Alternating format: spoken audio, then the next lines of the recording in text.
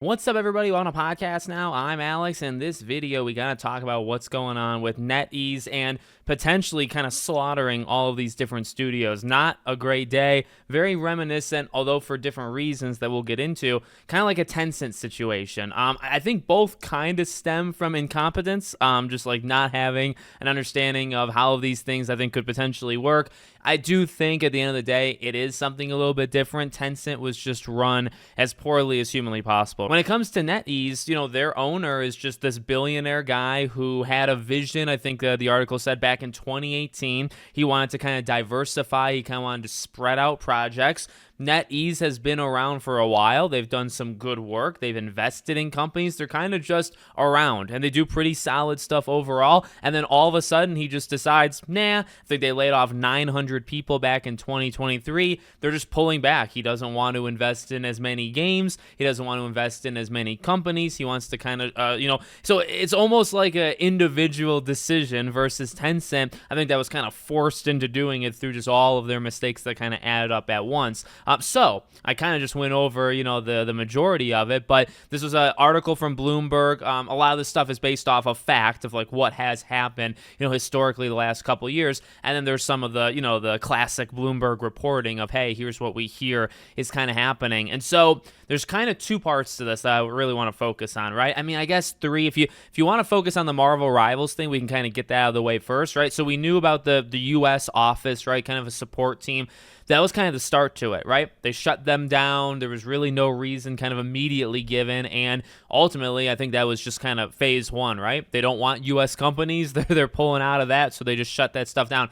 Marvel Rivals was discussed in the article where there was a report that even right before the game was coming out, they were still considering canceling it or not because the guy didn't want to pay Disney, the licensing fee. And look, the licensing fee is very, very expensive. I get that. I understand why one would be mad about that and why you wouldn't want to pay hundreds of millions of dollars just to use these characters, and then you got to make the money on top of that. I get that, but that already showed, oh my dear God, a game as powerful, a game that is as big right now as Marvel Rivals is. Number one, it's not immune to anything. They could be shutting this game down in the next couple months for if they feel like it, if they get sick and tired of those contracts. And number two, it was never safe even leading into the thing. It had very popular, betas or play tests. Everybody seemed to like it. It was very, very popular online. Even during that, there was still kind of behind the scenes talk of, hey, should we cancel this thing or not? So that's kind of wild. The other two things to focus on is, well, as I said, right, they're pulling out of like anything and everything. So one of the issues is the Japanese kind of sector of their, their properties and what they're, investing in. They are letting them complete what they are doing. And you could, oh, well, that's okay. It's not as bad as what they're going to be doing to other companies. Okay.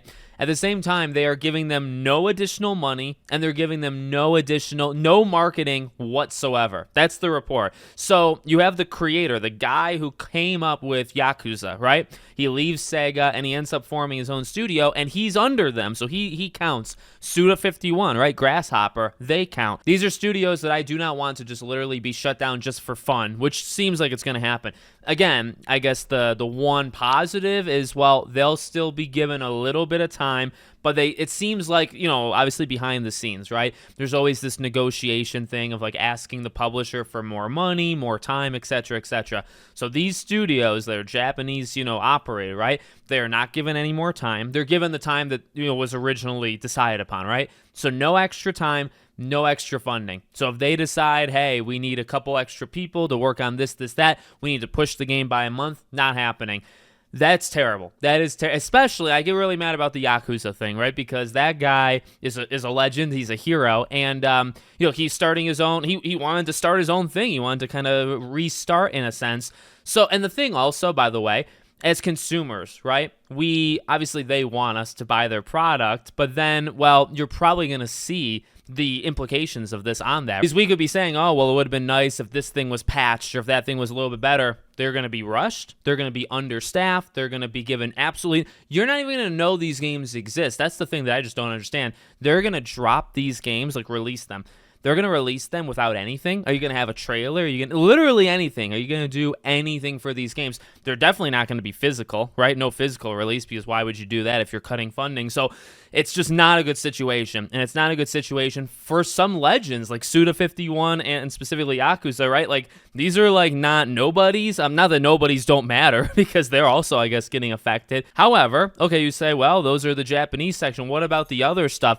Well, the report for those ones is they're just going to be outright shut down unless they're able to find somebody to absorb them or, kind of take them in. So basically, they're going to try to sell off these other studios. And if they don't get any takers, these studios are just screwed. Now, a couple notable ones here. Quantic Dream is actually one of them. That is terrifying. I mean, okay, look, I know what people think of David Cage. I understand it. I get it. But at the same time, I am a big fan of a lot of their past games. Not all of them, but at least most of them. I just replayed Heavy Rain, of course, for the 15-year anniversary. I've always loved that game. That's an important studio. I really, really believe that. They obviously haven't released anything in a long time. David Cage has his baggage, but that is not a studio, at least me. I don't want to see them shut down simply for this. And then, by the way, I think Rebel Wolves is the name of the studio. The ones that are making that Blood of Dawnwalker game, the one that looks really good, the one, again, this is kind of like a company that's just getting started.